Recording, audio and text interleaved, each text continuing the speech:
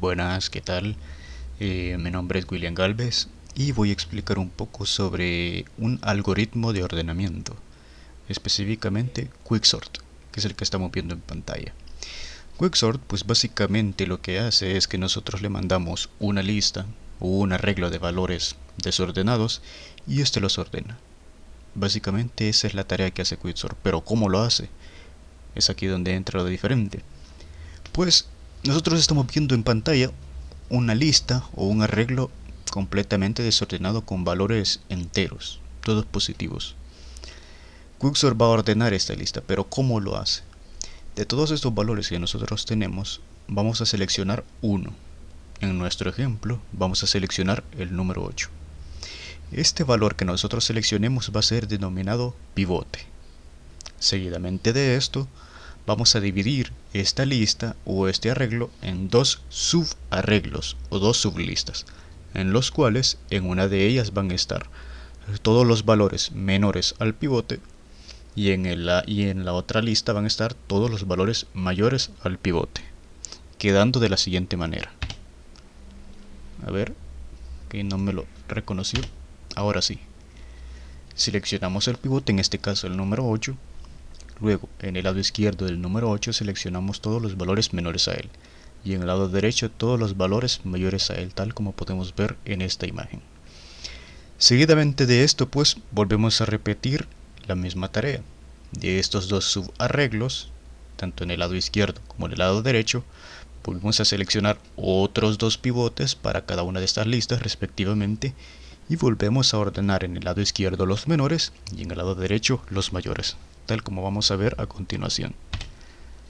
Observemos, en la primera sublista seleccionamos el número 6 como pivote. Entonces los valores menores a 6 los colocamos en el lado izquierdo.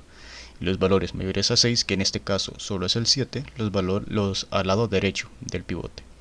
Lo mismo para el número 12. Los valores menores a 12 en el lado izquierdo, los valores mayores a 12 en el lado derecho. Y así repetimos consecutivamente lo mismo hasta que la lista quede completamente ordenada. Observemos aquí que aquí ya tenemos 4 valores ordenados. El número 6, uno de los pivotes, el número 7. El número 7 ya no está acompañado por ningún valor, por lo tanto ya queda ordenado por defecto. El número 8, que es el primer pivote que escogimos. Es decir, que los pivotes, a medida que los vayamos escogiendo, van a ser los valores que van a estar ya ordenados en la lista. Luego tenemos el número 12, que es el siguiente pivote que escogimos, que ya está ordenado igualmente. Y así consecutivamente con las demás sublistas que tenemos. Vamos seleccionando pivotes y vamos ordenando hasta que quede la lista o el arreglo completamente ordenado. Pero se preguntarán, este pivote, este número que escogemos, ¿cómo lo escogemos? ¿Lo escogemos arbitrariamente o cómo hay una regla para escogerlo? Pues normalmente se escoge el primer valor del arreglo que tenemos. Puede ser también el último o incluso el de en medio puede funcionar. Pero hay que mencionar un punto muy importante, que si este pivote, el primerito que escogemos, en este caso el número 8, lo escogemos de manera arbitraria, de manera un poco alocada, por decirlo así, el funcionamiento del algoritmo se va a ver completamente afectado.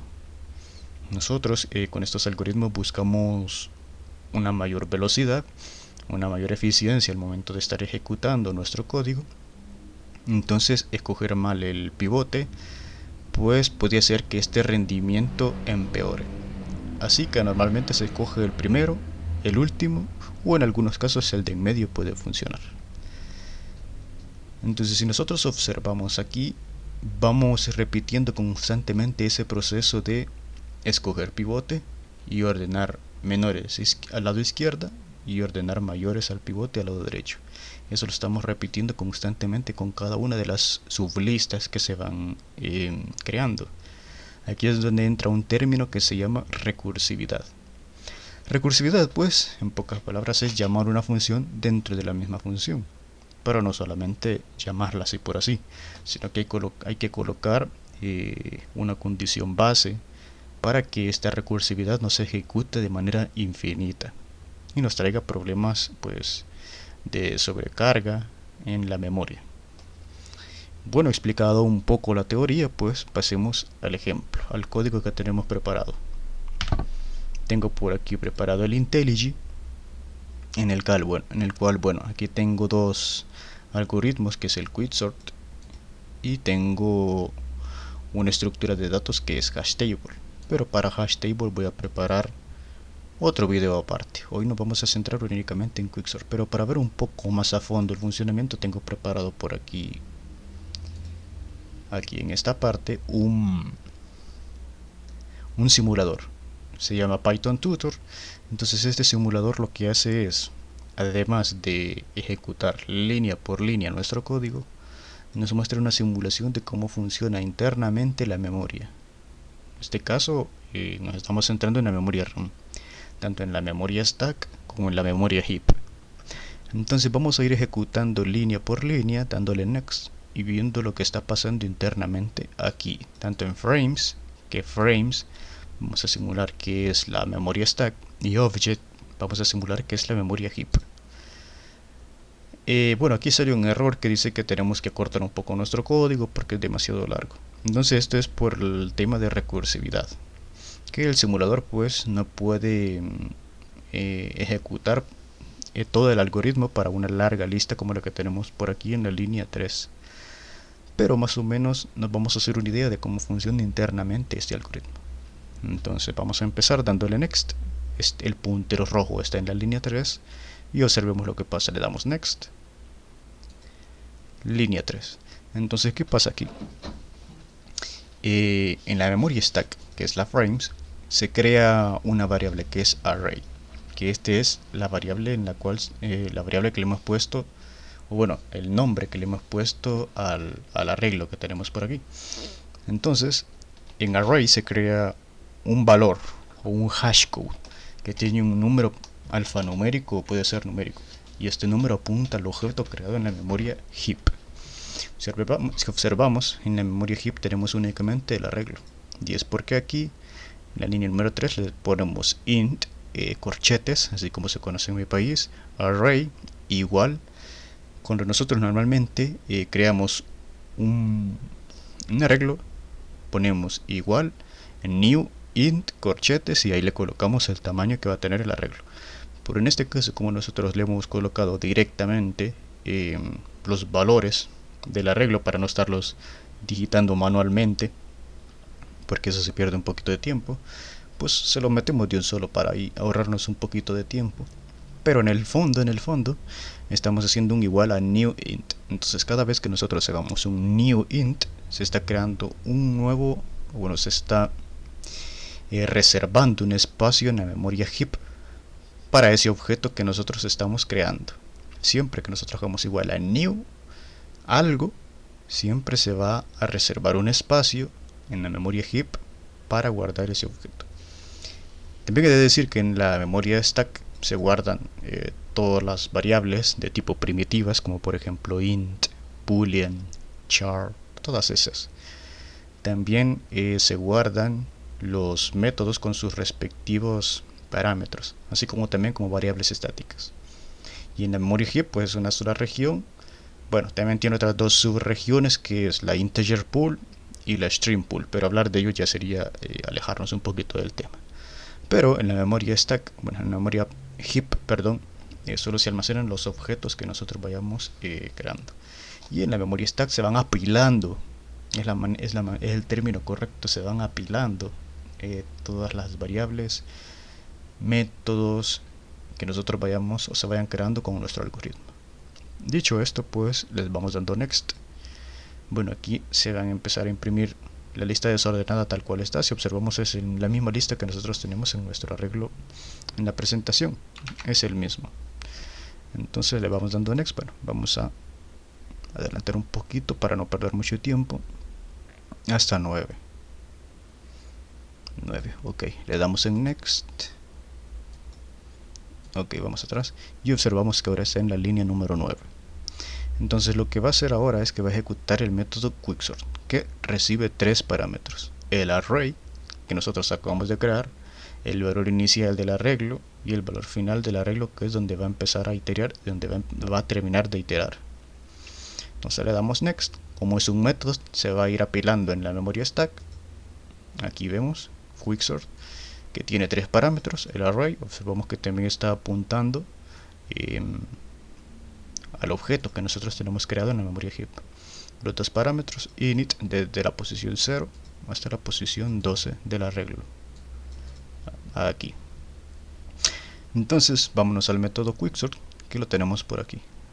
Recibe 3 parámetros, como ya mencionamos. Tenemos aquí esta condición que ya vamos a explicar para qué funciona. Bueno, la condición base es para que no se ejecute recursivamente, infinitamente la recursividad. Y observemos aquí que tenemos el primer método, que es locatePivot, y tenemos llevamos dos veces quicksort de manera recursiva. ¿Por qué 2 veces? Porque nosotros recordamos en la teoría, mencionamos que después en lista original se nos van a hacer 2 sublistas. Entonces vamos a tener que trabajar en esas 2 sublistas consecutivamente, o sea, de manera progresiva en esas 2 sublistas. No sé si me doy a explicar. Entonces por eso vamos a tener que llamar 2 veces. Una vez para llamar, bueno, para que trabaje en el lado izquierdo, y otra segunda vez para que trabaje en el lado derecho con los valores mayores. Izquierdo menores, derecho mayores. Entonces por eso es que lo llamamos 2 veces. Vamos dándole next. Esta condición ya lo vamos a explicar un poquito más adelante, más a detalle. Y tenemos el método locatePivot o pivot, que retorna un número entero. Igualmente recibe 3 parámetros: el array, el valor inicial del arreglo y el valor final, que al principio van a ser los mismos valores que le pasamos, el 0 y la longitud final menos 1 del arreglo. Bueno, la longitud total menos 1. Le damos en next. Y aquí está, se crea otro método, locatePivot, con sus 3 parámetros. Los mismos valores desde 0 hasta 12. Ahora vamos a ver que se va a crear una variable primitiva de tipo booleana. Esta variable, ¿para qué va a servir? Está inicializada en true.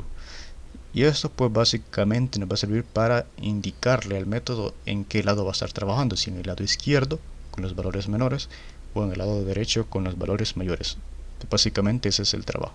Si es igual a true, va a trabajar en el lado derecho con los valores mayores. Si es igual a false, va a trabajar en el lado izquierdo con los valores menores.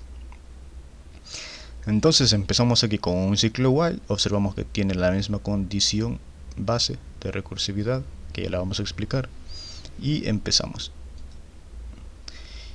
Condición es igual a true. Vamos a trabajar en el lado derecho. Y empezamos aquí. Como nosotros mencionamos, siempre se escoge o el primer valor de la lista o el último valor de la lista, o en algunos casos el de en medio, como pivote. Entonces para nuestro ejemplo, tal como explicamos en la presentación, vamos a escoger el primer valor, que en este caso es el número 8. Ahora, este valor considerado pivote lo vamos a estar comparando con los últimos valores del arreglo, aquí en el lado derecho. Lo vamos a comparar con el 9, después con el 7, después con el 10 y después con el 11, hasta que no encontremos un valor que sea menor al pivote, o es decir, que sea menor a 8, no lo vamos a intercambiar de posición. Entonces le vamos dando next. Es 8 menor a 9, eso es falso. Entonces vas a disminuir en una posición la variable fin, que ahorita está en 12, la posición que corresponde a 12 es igual a 9. Lo va a disminuir en 1, vale 11. Ahora el valor que corresponde a 11 es el 7. Volvemos a empezar y volvemos a hacer la comparación. ¿Es 7 menor a 8? Sí. Entonces lo vamos a intercambiar de posición. Observamos que los cambiamos de posición con una variable temporal y los se cambian de posición. 8 y 7 han sido cambiados de posición. Ahora vamos a ver que la condición va a cambiar a false, es decir, nos vamos a pasar al lado izquierdo del arreglo con los valores del principio. Le damos en next. Condición es igual a false. Y empezamos. Ahora se va a pasar para la línea 38, se va a saltar. Ahí está. Y nuestro pivote ahora está posicionado en el está posicionado en 11, en el índice 11. Vamos a comparar el 8, que es nuestro pivote, con el 7, el 1, el 5 y así sucesivamente hasta encontrar un valor que sea mayor a él. Cuando encuentre un valor que sea mayor al pivote, pues van a intercambiar de posiciones. Mientras no lo hace, pues va a ir aumentando en 1 el valor de init, que en este caso está inicializado en 0. El valor de 0 corresponde al 7. Entonces seguimos, next. Es 7 mayor a 8, eso es falso, entonces vamos a aumentar en 1 init. Lo aumentamos en 1, ahora el 1 corresponde al 1. Es 1 mayor que 8, eso es falso, entonces vamos a aumentar en 1 init nuevamente. Init ahora es igual a 2, 2 corresponde al 5, es 5 mayor a 8, eso es falso, vamos a aumentar en 1 init. 3, ahora 3 corresponde al 14, es 14 mayor a 8, eso es verdadero, entonces vamos a intercambiar de posición. Intercambiamos de posición, 8 va a pasar a la posición 3 y 14 va a pasar a la posición 11, tal como tenemos aquí. Entonces aquí con este simulador vamos viendo paso a paso cómo funciona nuestro algoritmo, detalle a detalle. Cada cambio que hace nosotros lo podemos observar aquí con paciencia. Entonces ahora la condición va a pasar a valer true. Vamos a volvernos al lado derecho y vamos a volver a comparar el número 8 con cada valor del lado derecho, con 9, con 14, con 10, con 11, hasta que no encuentre un valor menor a él, no se va a intercambiar de posición. Aquí nos podemos hacer una idea. El siguiente valor menor a 8 que nos vamos a encontrar, si comparamos de manera descendente, va a ser el número 2. Entonces con el 2 va a intercambiar de posición. Entonces le vamos dando un poquito más rápido. Observemos cómo va a ir disminuyendo fin a medida que no se cumple la condición de que no sea menor a 8. Hasta que fin valga 8, ahí se va a intercambiar de posición. Observemos, vale 10, vale 9, vale 8. Entonces ahora van a intercambiar de posición. Ok, 8 va a intercambiar con 2 de posición. Intercambian y aquí está. Ahora 8 pasa aquí. Condición va a valer false otra vez. Vamos a trabajar otra vez con el lado izquierdo, pero esta vez vamos a empezar desde el número 3, desde aquí. Y así sucesivamente. Si observamos el patrón del algoritmo, lo que está haciendo es que todos los valores menores al pivote los está pasando aquí. Observemos. Y todos los valores mayores al pivote los está pasando aquí, al lado derecho. Observemos. Y así hasta que tanto init como fin va a haber un punto en el que ambos van a ser iguales. Cuando estos dos variables sean iguales, eso quiere decir que todos los valores menores al pivote van a estar al lado derecho, al lado izquierdo, perdón, y todos los valores mayores al pivote al lado derecho. Así que adelantemos hasta que tengamos ese estado de nuestro algoritmo. Vamos adelantando, init 8, init 5, 7, ahora vale 6, aquí observamos que tanto init como fin valen lo mismo y observemos cómo está nuestra lista original. Todos los valores a la derecha del 8 son los valores mayores a él y a la izquierda son los valores menores a él. Entonces se termina el ciclo igual, entonces es por eso la condición que está aquí. Hasta que ambos sean iguales, pues cortamos el ciclo. Cuando se termine el ciclo, pues vamos a retornar tanto init como fin, ya que ambos valen iguales, pues no importa cuál retornemos. Damos en next, return value 6. Pasamos nuevamente a Quicksort. LocketPybot ha cumplido con su tarea, entonces me gustaría pensar que el garbage collector pues se ha deshecho de ese método que nosotros ya no estamos utilizando, según el simulador que nosotros estamos viendo. Entonces le damos en next. Vamos a tener una nueva variable primitiva que es el pivot o pivote, y va a tener almacenado el número 6, que este 6 es la posición en la que se encuentra nuestro pivote actualmente. Y a partir de aquí empezamos a llamar recursivamente el método Quicksort.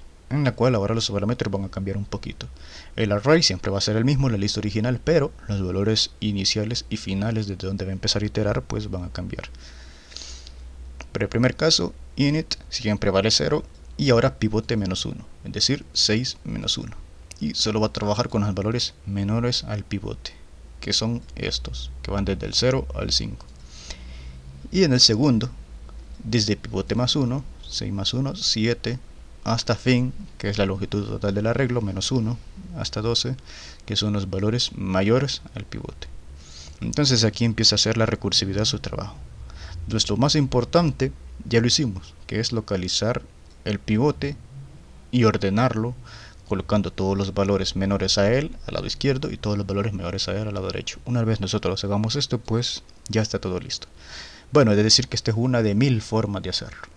Esta es la forma en cómo lo tenemos implementado aquí, pero igual si nosotros nos vamos a ChatGPT, vamos a encontrar otra forma de hacerlo. Si buscamos en internet vamos a encontrar muchas otras formas de hacerlo, unas mucho más fáciles, otras mucho más complejas, pues ahí, como dicen, a gustos colores. Esta es la forma en la que yo pues lo entiendo mucho mejor. Para mí es una forma bastante sencilla de entenderlo y por eso quería compartirlo con ustedes. Entonces hoy lo que resta es recursividad.